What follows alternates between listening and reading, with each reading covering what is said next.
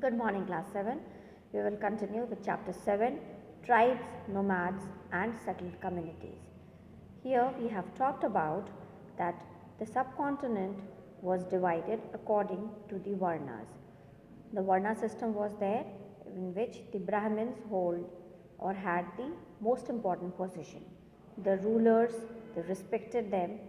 There was difference between the high and the low, rich and the poor, and that difference widened up during the Sultanate period. Now, after that, there were several tribes. These tribes were united with each other with a kinship bond. Some of them they practiced agriculture for their livelihood. Some of them were hunter gatherers. Some of them were herders.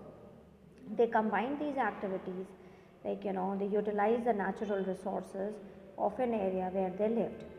Then some of the tribes were nomadic, that they lived at a particular place for some time, and then they moved from one place to another.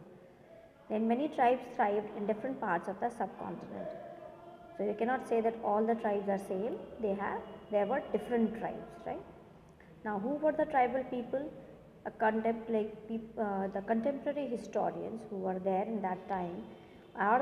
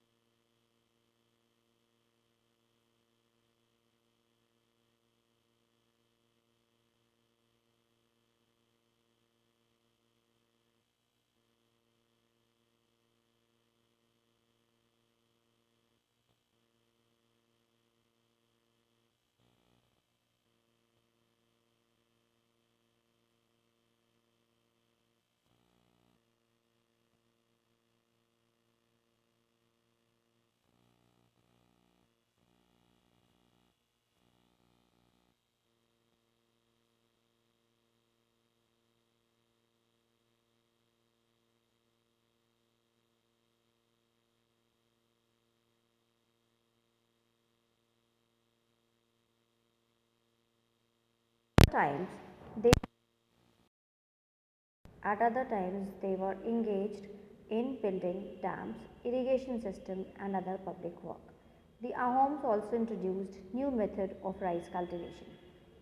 So almost like you can see how what all they have done. They engaged in building dams, irrigation system, other public works, and they introduced new methods of rice cultivation.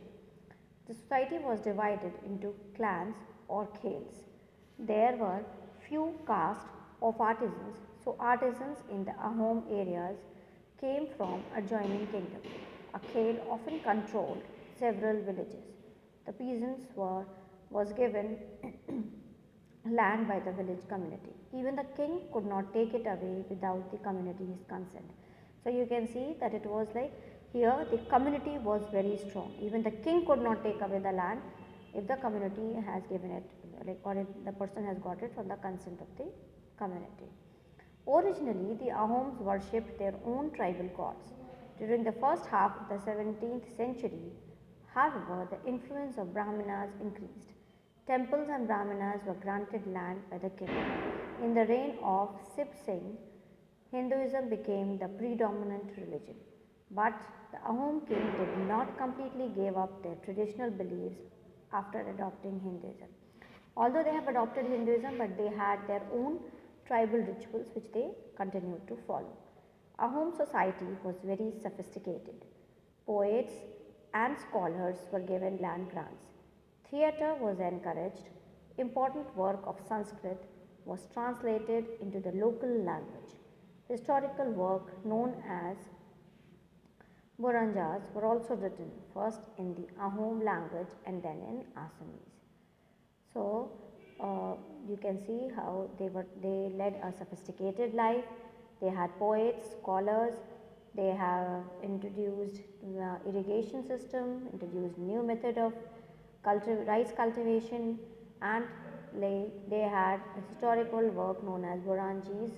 First it was written in their own language and then it was translated or into Assamese. Conclusion. Considerable social change took place in the subcontinent during the period we have been examining.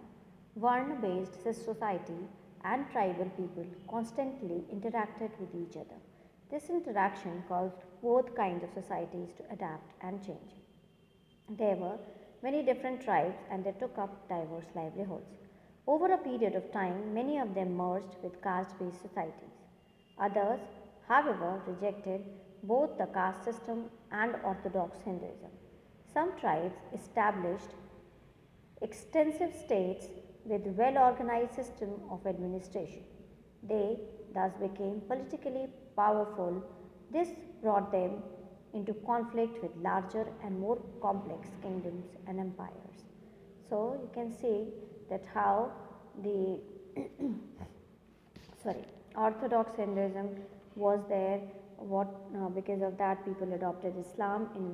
In how these people of these tribal people had interaction with the people who were living in the cities, in the societies. Now elsewhere, the Mongols.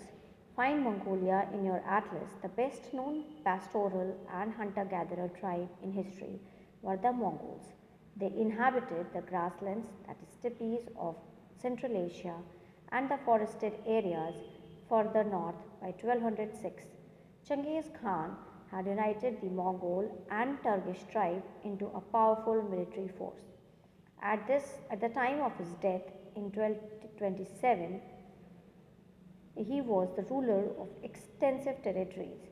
His successors created a vast empire. At different points of time, it included parts of Russia, Eastern Europe, and also China and much of West Asia.